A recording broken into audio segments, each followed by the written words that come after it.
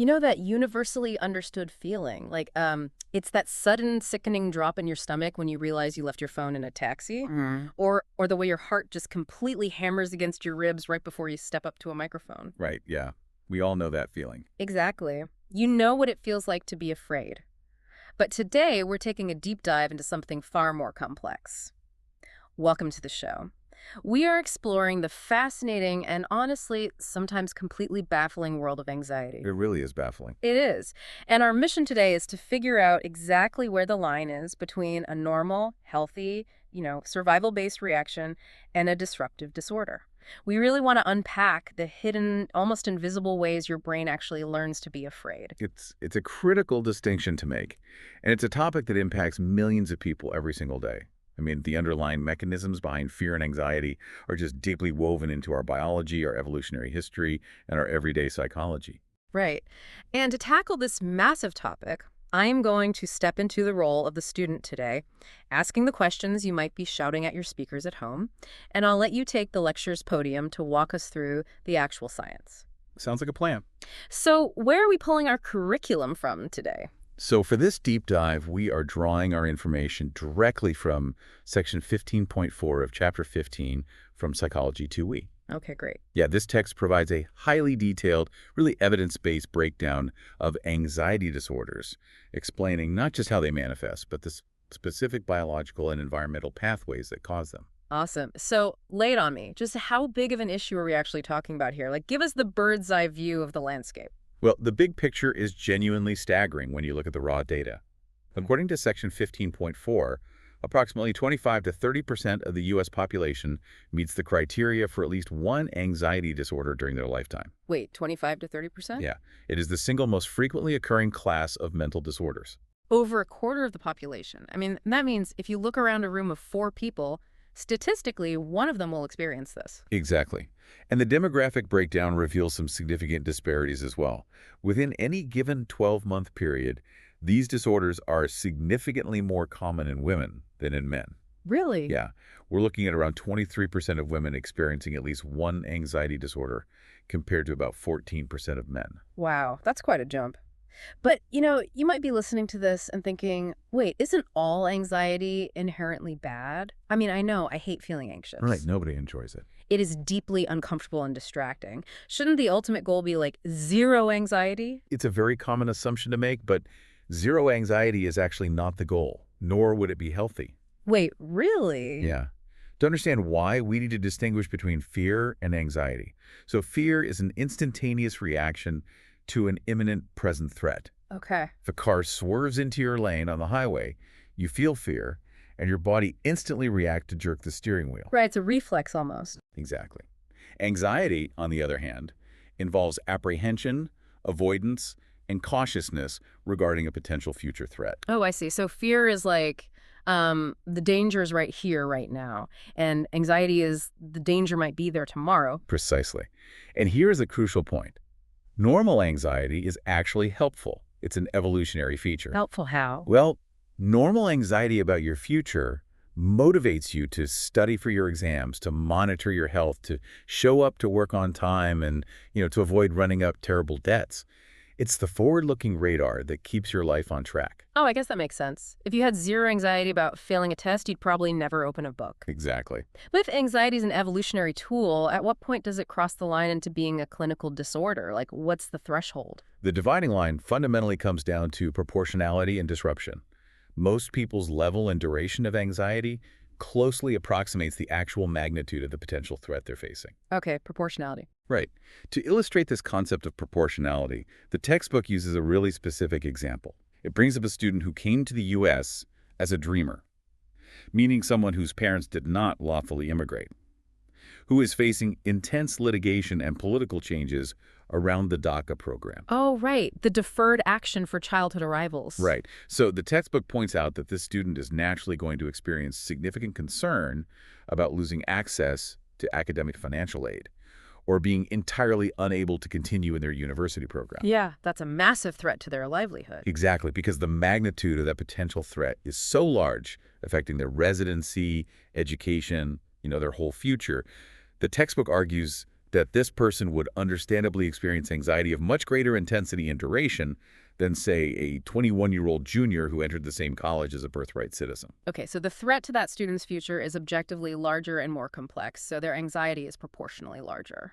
That makes a lot of sense. It illustrates the line between a contextual, normal response and a disorder. Right. The response matches the reality of the environment. Anxiety only crosses the threshold into a disorder when it becomes excessive, persistent, and wildly out of proportion to the actual threat. So it's when the alarm system is basically broken. Exactly. If the anxiety starts having a highly disruptive influence on your day-to-day life, like preventing you from functioning when the actual danger is minimal, that is the indicator of an anxiety disorder. Okay, so if general anxiety is like a broad, sweeping radar system looking for future problems, sometimes that radar just locks onto one highly specific, seemingly irrational target, which I guess brings us to specific phobias. Yes, specific phobias. So, a specific phobia is defined as an excessive, distressing, and persistent fear or anxiety about a specific object or situation. And how common is that? It's incredibly common. About 12.5% of Americans will meet the criteria for a specific phobia at some point in their lives. Wow, so more than 1 in 10 people. Yeah. The textbook also notes a related condition called agoraphobia, which affects about 1.4% of Americans. This translates to fear of the marketplace, and it involves an intense fear of situations where escape might be difficult if one experiences panic-like crowded spaces, public transit, or just being outside the home alone. Right. But getting back to the specific phobias, what are people actually afraid of? Like, we all know the classic spiders and heights, but what does the clinical data show? Well, when you look at Table 15.1 and Section 15.4, which details what people are actually afraid of, you see some fascinating patterns. You have acrophobia, which is the fear of heights, Very common. right? Ophidiophobia, the fear of snakes. But then you have far more visceral ones, like taphophobia, which is the intensely unsettling fear of being buried alive. Oh my God, being buried alive, that is The terrifying. dark one, yeah. But here's the question. How do we get I mean, nobody is born knowing what a coffin is, right? So we aren't born with taphophobia. How do our brains learn to be so terrified of these specific things? Well, the textbook highlights a researcher named Brockman, who proposed 3 major learning pathways for how we acquire phobias. The first pathway is classical conditioning. Okay, so this is basically like emotional muscle memory, right? Like a child gets bitten by a dog, they experience physical pain. The brain links the dog to the pain, so now just the sight of any dog triggers the emotional memory of fear. You nailed it.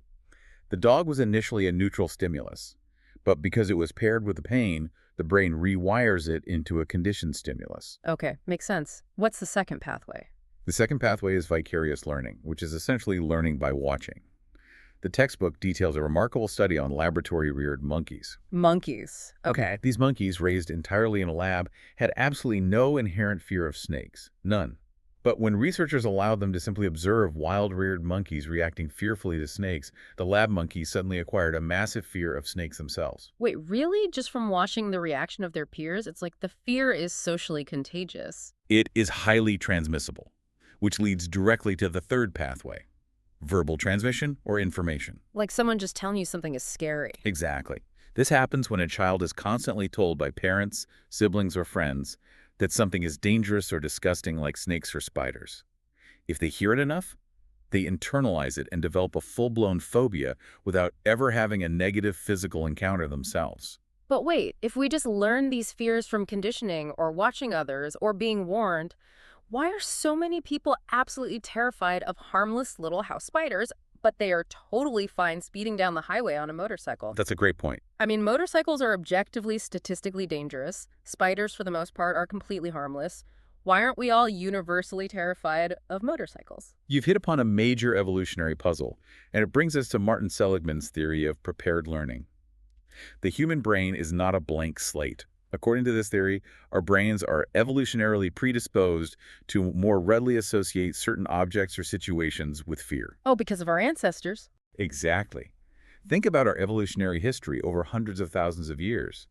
Our ancestors, who were naturally terrified of snakes, spiders, heights, and deep water, survived. And they lived long enough to pass on their genes. Exactly. The ones who walked up to a venomous snake out of curiosity did not. So, as time progressed, the human mind physically adapted to readily develop fears of these ancient historical threats.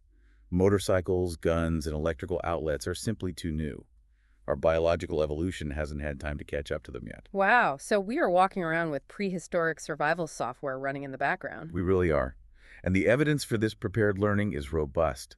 In another monkey study, observer monkeys watched videos of other monkeys reacting fearfully to various objects. Okay. When the object in the video was a toy snake or a toy crocodile, what researchers call fear-relevant stimuli, the observer monkeys immediately learned the fear. Right, because of the evolutionary hardwiring. Exactly. Mhm. But when they watched the exact same fearful reaction directed at a toy rabbit or a flower, fear-irrelevant stimuli, the observer monkeys did not develop a fear of the rabbits or flowers. Oh, wow. Yeah, our brains are hardwired to look for specific ancient threats. That is wild. It explains the fear of predators and heights so perfectly.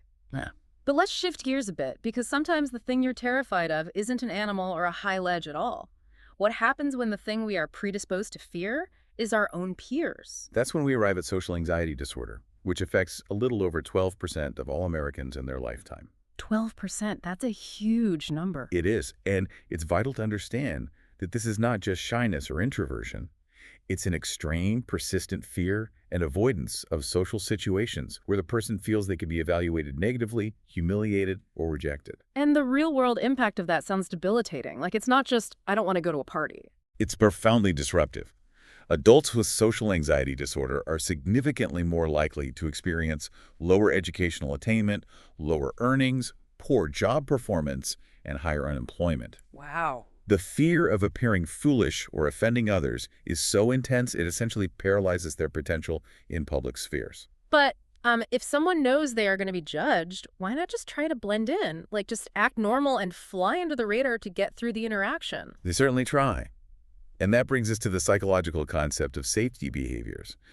When someone with this disorder cannot avoid a social situation, they engage in physical and mental behaviors meant to reduce the chance of a negative outcome. Like what? This includes deliberately avoiding eye contact, sitting in the back of the room wearing bland clothes to not draw attention, or, and this is a big one, obsessively rehearsing sentences in their head before speaking so they don't stutter. Oh man, that sounds exhausting. Does it actually protect them, though? This is the cruel irony of the disorder. Mm. These safety behaviors usually backfire completely. Really? Well, by refusing to make eye contact or only giving rehearsed one-word answers, they often appear aloof, strange, or unfriendly to the people around them. Thus, these behaviors often cause the exact awkwardness and rejection they were desperately trying to avoid. Oh, wow. Furthermore, it prevents them from having natural, positive interactions that would disprove their negative beliefs about themselves. It becomes a total self-fulfilling prophecy. You act guarded because you're afraid people won't like you, and because you're acting so guarded, people can't connect with you. I mean, I can see how that loop would lead someone to look for an escape hatch. And many do look for an escape, often leading to self-medication. People with social anxiety disorder frequently resort to drinking alcohol as a means to avert their anxiety symptoms in social settings. Right, liquid courage. Exactly. Uh, Because the alcohol temporarily depresses the nervous system and relieves the fear, it becomes negatively reinforcing. This comes with a heavy price tag, though.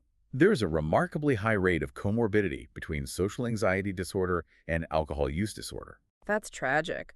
Are there specific risk factors that make someone more likely to develop this loop in the first place? Is it nature or nurture? It's a profound combination of both conditioning and biology.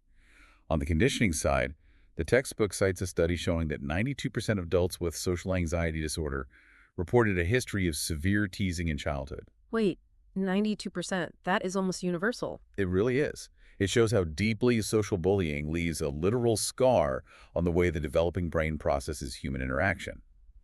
But there is also a biological risk factor called behavioral inhibition. Behavioral inhibition, what's that? It's an inherited trait characterized by a consistent tendency to show fear and restraint around unfamiliar people or situations. And it shows up very early in life, in toddlers.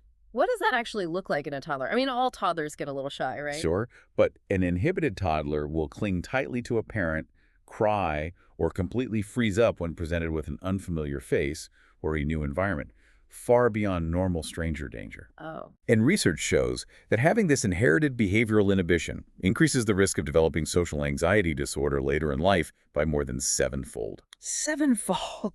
Wow. Okay, so far we've talked about fears triggered by external things, spiders, snakes, social interactions. But what happens when the threat feels like it's coming from inside your own body? Then you are describing panic disorder. And to understand the disorder, we first have to understand the mechanics of the panic attack itself. Right. The textbook provides a vivid breakdown of the physical manifestations. Imagine you're just out with friends, totally relaxed, and inexplicably, you begin sweating. You're trembling. Your heart starts pounding violently. You experience sudden shortness of breath, chest pain, nausea, and dizziness. I mean, it sounds exactly like the symptoms of a major heart attack. It feels exactly like one to the person experiencing it. This extreme fear develops abruptly and peaks within 10 minutes. 10 minutes, that must feel like a lifetime. The person often genuinely believes they're going to die right then and there, or that they're losing their mind.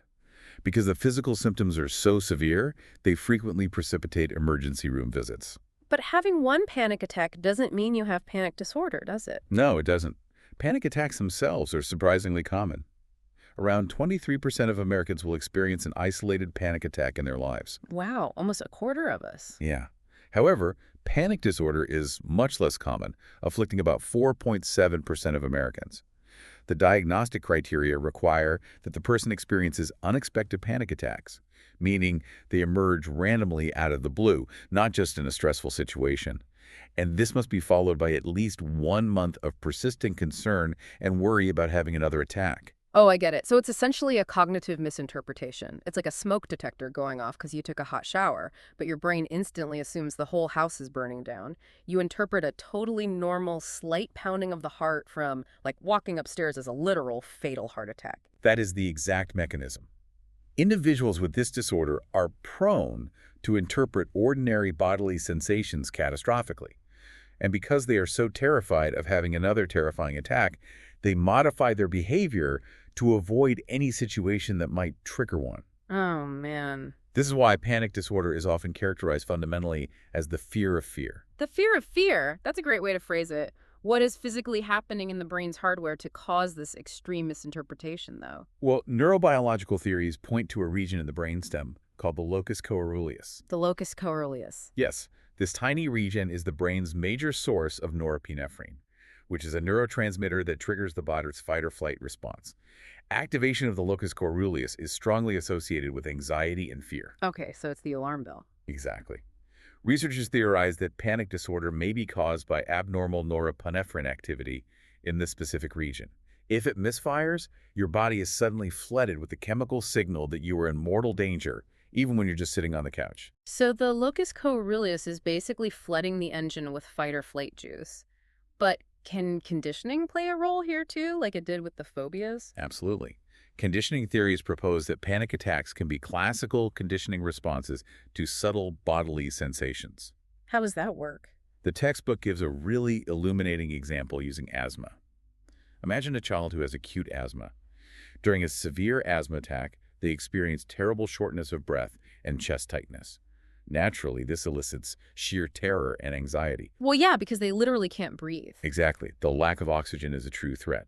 But later in life, when that person experiences subtle symptoms that merely resemble those asthma symptoms, like just being a little short of breath after walking up a flight of stairs, their brain remembers the absolute terror of the childhood asthma attack. Oh, wow. The shortness of breath acts as a conditioned stimulus, and their body automatically triggers a full panic attack as a conditioned response. This is supported by data showing that panic disorder is nearly 3 times as frequent among people with asthma. That makes total sense. The brain is just trying to protect you by warning you of danger based on past experience, but the alarm system is way, way too sensitive. Precisely. So panic attacks are these short, explosive, 10-minute bursts of terror. But what about anxiety that isn't an explosion? What about anxiety that just never stops humming in the background? Then we are looking at generalized anxiety disorder, or GD. Sigmund Freud actually referred to this as free-floating anxiety. Free-floating? I like that. It is a relatively continuous state of excessive, uncontrollable, and fundamentally pointless worry and apprehension. The textbook tells the story of a man named Alex, and it really paints a picture of what that humming background anxiety looks like. Yes, the anecdote of Alex perfectly illustrates the daily, grinding reality of GD. Alex worried about everything constantly. He worried his kids would drown at the beach, even if they were strong swimmers. He worried an electrical short would burn his house down while he slept. He worried about his husband losing his job despite good performance reviews. Just constant. It wasn't just passing thoughts either. These worries weighed so heavily that they made making basic decisions difficult and left him constantly irritable and physically worn out.